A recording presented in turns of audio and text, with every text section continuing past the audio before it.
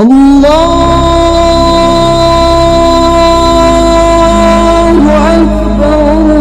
अल्लाहु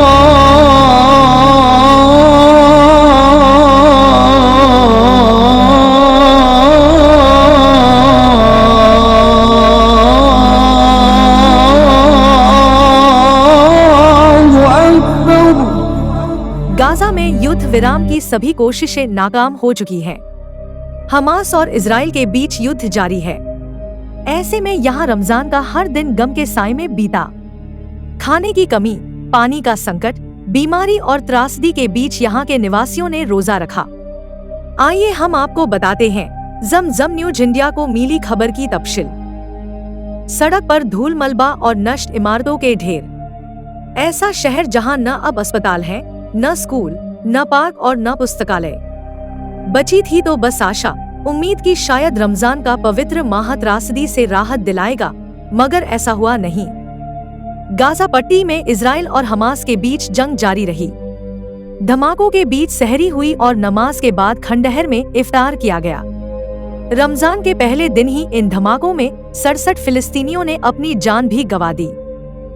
गाजा में रमजान का महीना बीत रहा है। खाने की कमी, पानी का संकट, बीमारी और त्रासदी के बीच यहाँ के निवासियों ने पहला रोजा रखा। 5 महीने से ज्यादा समय तक युद्ध क्षेत्र में घिरे इन लोगों ने रमजान के रोजे रखे, लेकिन खुशी के बिना। गाजा पट्टी के हालात कैसे हैं? इनकी बानगी संयुक्त राष्ट्र की वो रिपोर्ट है जिसमें कहा गया है कि गाजा पट्टी में भोजन और अन्य सहायता का प्रवाह धीमा हो गया है। अब तक बीमारी से ही 25 लोगों की मौत हो चुकी है। गाजा के दक्षिणी सीमावर्ती शहर राफा में सबसे बुरे हालात है। यहाँ 15 लाख लोगों ने शरण ली है। यहाँ लोगों ने डिब्बाबंद भोजन से इफ्तार किया। यहाँ शरण लेने वाले मोहम्मद अल मसरी ने बीबीसी से बातचीत में बताया कि हमें रमजान की खुशी महसूस नहीं हो रही। लोग ठंड के बीच तंबुओं में रह रहे हैं। एक और निवासी अबू मटर ने बताया कि इस साल का रमजान खून, दुख, अलगाव और उत्पीड़न का गवाह है।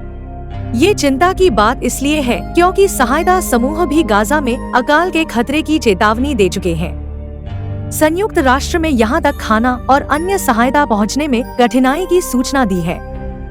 रमजान के महीने में ढही इमारतों के बीच एक परिवार ने अपने खंडहर में तब्दील घर में इफ्तार किया।